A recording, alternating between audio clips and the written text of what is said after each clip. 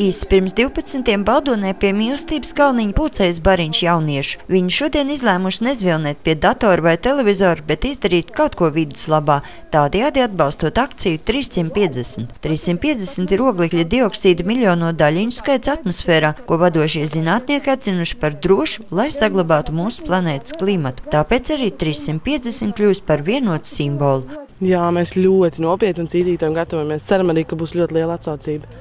Kāpēc jūs izlēmāt piedalīties? Tāpēc, ka globālā sasilšana un visas vidas problēmas ir ļoti aktuāls mūsdienās, tāpēc mēs arī cenšamies to visu saglābt un padarīt labāku.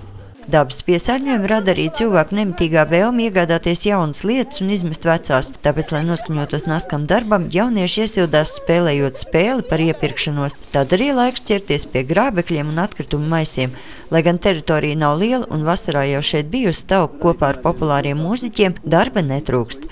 Principā mēs izvēlējāmies Mīlestības kalniņu, tāpēc, ka ir kaut kur jāsāk. Tas varbūt ir vieglāk piesaistīt jauniešus, ir Mīlestības kalniņš, tas izklausās tā romantiski, bet arī tādēļ, ka mēs jau vienreiz šo kalniņu esam kopā kopuši, un tāpēc, ka te bija samesti atkritumi un te bija sastādīts puķis, tās ir izraktas ārā, bet mēs gribējām vienkārši kārtējo reizi parādīt, ka tā nav tikai viena akcija, bet mēs turpināsim arī to darīt.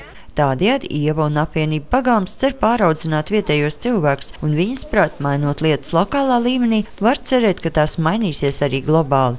Bet, lai pēc kārtīga darba varētu arī kārtīgi paēst, tiek kurts ugunskurs, uz kuru vārīsies garda dārziņu zupa. Meiteņu brigāde, kur rūpēs par zupai nepieciešamajām sastāvdaļām, stāsta, ka katlā tiks likti apmēram 15 veidu dārziņu un garšaugi, bet gabaliņi gan noteikti būšot 350.